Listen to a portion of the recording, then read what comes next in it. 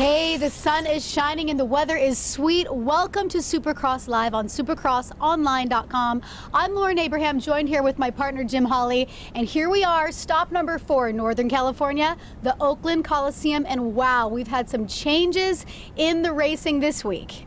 Yeah, I mean, you know, it's unfortunate that we lost a couple guys this week in Oakland, and I'm talking about Ryan Morris and Trey Kennard. I went and saw those guys in the hospital this week. They're doing great. You know, they'll be back riding Supercross soon enough. You know, they just got to heal up. But like you'd mentioned, last year when we were here in Oakland, it was raining, it was miserable, but it's going to be a beautiful day for Supercross in Oakland. The track is looking absolutely spectacular. I know that the racers are really stoked on it. I saw some of them back here in the back. But wow, we had some amazing racing last week in Los Angeles.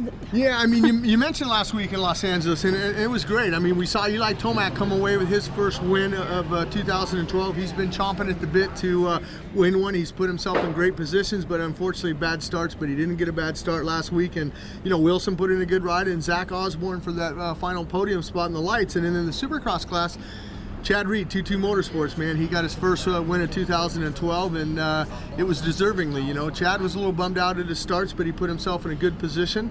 And right behind him was Dungey. Dungey, the only man to be on the podium thus far through all 3 rounds. And then James Stewart finally gets his first podium of 2012. But something interesting, Lauren, that, you know, if you look at it, not only in the lights and in the Supercross class, we've been in for 3 rounds. We've had 3 different winners in each of those classes, and I think that's pretty cool. And tonight here in Oakland, I mean, we could possibly see 4 different winners here, and I'm talking guys who haven't won yet. James Stewart hasn't won. Jake Weimer's put himself in a good position. He had a second in Phoenix, and he was leading last week in Dodger Stadium until he ran off the track. Kevin Windham hasn't won one. Andrew Short hasn't won a Supercross main event in his career. He's chomping at the bit. And then on that light side, how about Tyler Rattray? You know, he hasn't won one. Ryan Sipes, we saw him win that heat race last week in Dodger Stadium. He hasn't won one.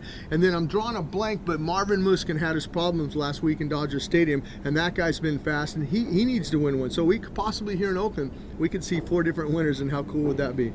So Jim, who are your predictions for tonight? Well, I think that we could possibly see a 4th different winner in Supercross in that lights class as well as the Supercross class. But Lauren, you've been around 3 rounds now. Who are you predicting? Okay.